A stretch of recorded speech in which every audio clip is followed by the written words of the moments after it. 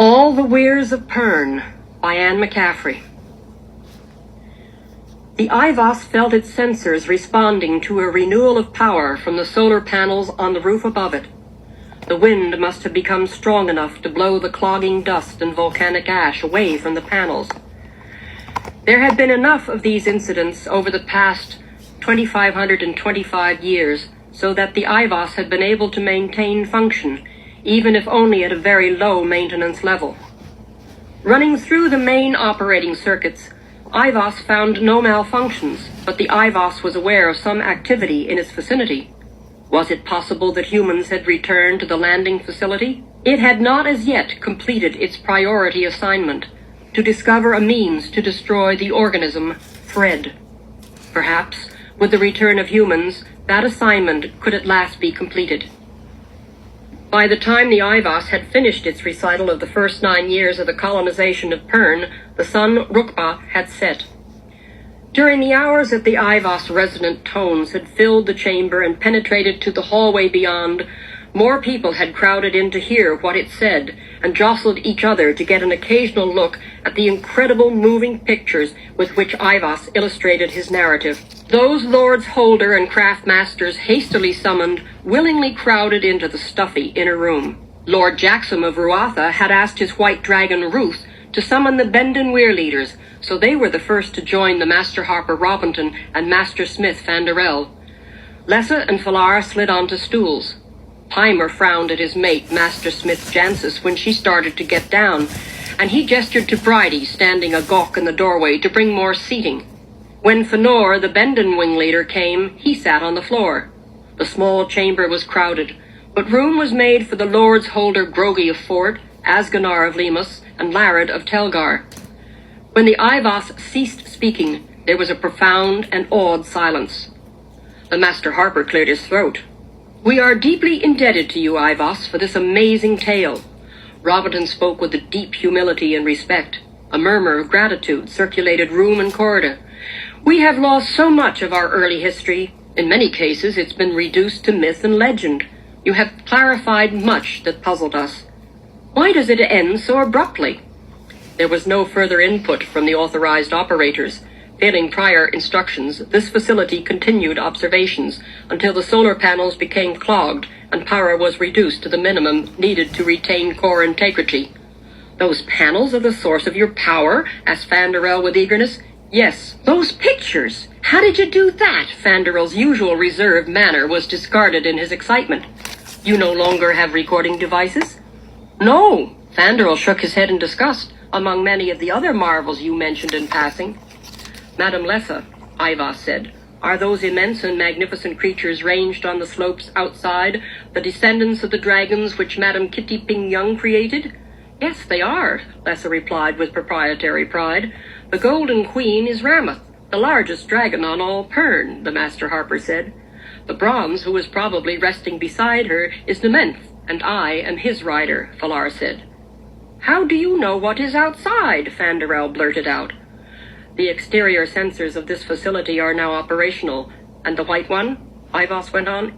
He, said Jackson firmly, "is Ruth, and I am his rider." Remarkable. The bioengineering report indicated there were to be 5 variations, imitating the genetic material of the fire dragons. "Ruth is part of our history," Robinson said. "Which," Lessa said with a stern glare at the Harper, "will wait until some of us have rested." "Curiosity will be contained, madam." Lessa darted a suspicious look at the dim screen panel. "What is this, madam?" "Madam is a title of respect." "Lessa's respectful title is Weirwoman, IVOS," Falar said with another grin, "or Ramoth's rider. And yours, sir?"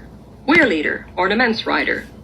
"You have already met Master Harper Robinton, Harper Journeyman Pimer, Smith Journeyman Jancis, and Lord Jackson of Ruatha Hold. But let me make known to you the Master Smith Fanderel, Lord Grogi of Fort Hold, which we have always known was the first to be founded, Lord of Telgar Larad, and Lord of Lemus Asganar." "Lemus? Indeed." "It is good to know that the name Telgar survived." "We have lost the knowledge of the meaning," Larad murmured. "IVOS," Falar went on, You said that you were attempting to discover where thread came from and how to exterminate it. It has always been assumed that thread came from the red star. It is not a star. The most reasonable explanation is that it is a stray planet, probably drawn out of its native system by some odd event, traveling through space until it was attracted by Rookbat's gravitational pull and became trapped in this system. The matter you call thread does not come from its surface. It originates in the Oort cloud of this system. And what is an Oort cloud? Master Vanderel asked. According to the Dutch astronomer Jan Oort, the cloud is composed of material orbiting a sun far beyond the orbit of its outermost planet. Cometary material breaks from the cloud into the inner part of the system.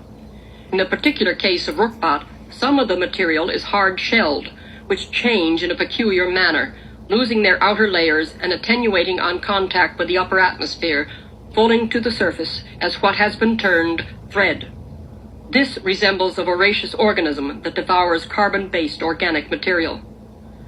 Your explanations only confuse me, Ivas, for none of us have the learning to understand them, Valar said. But if you and our ancestors knew what thread was, and where it came from, why didn't they destroy its source? By the time this facility reached those conclusions, Weirleader, your ancestors had removed to the northern continent and did not return to receive the report.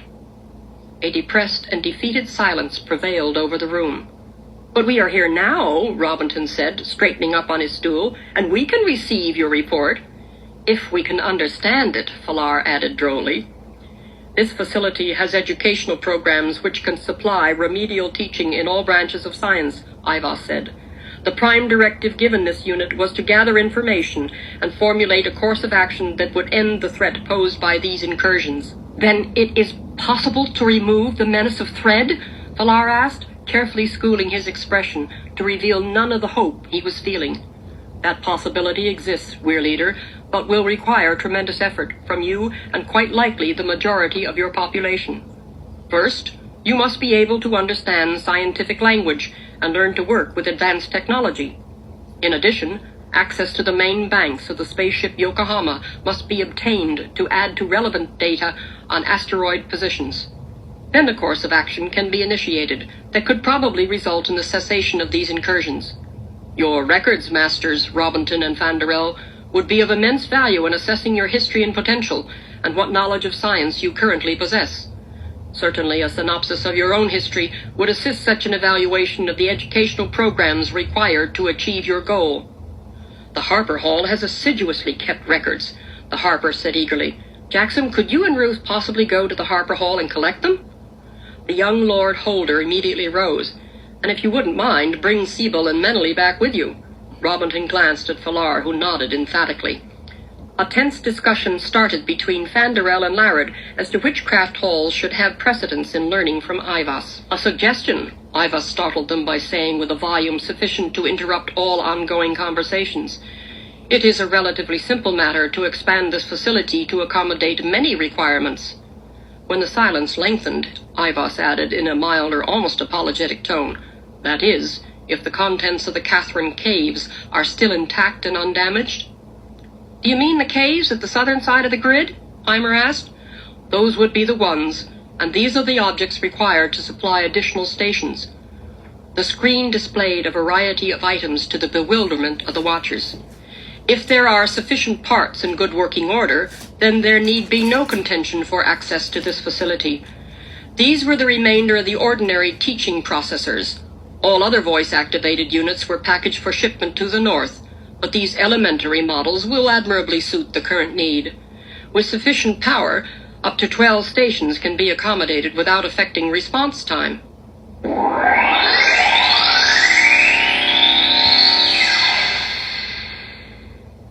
By considerably reducing the level of claw in the beakers Esselin had provided, Heimer had managed to stay awake while others retired for the night. Heimer found that he couldn't immediately formulate a single intelligent query for Ivas. Instead, with cup in hand and the beaker beside him, Heimer sat, bereft of words, in the semi-gloom of the chamber. Ivas? He began tentatively. Yes, Journeyman Heimer. It must be nice to know everything, he said.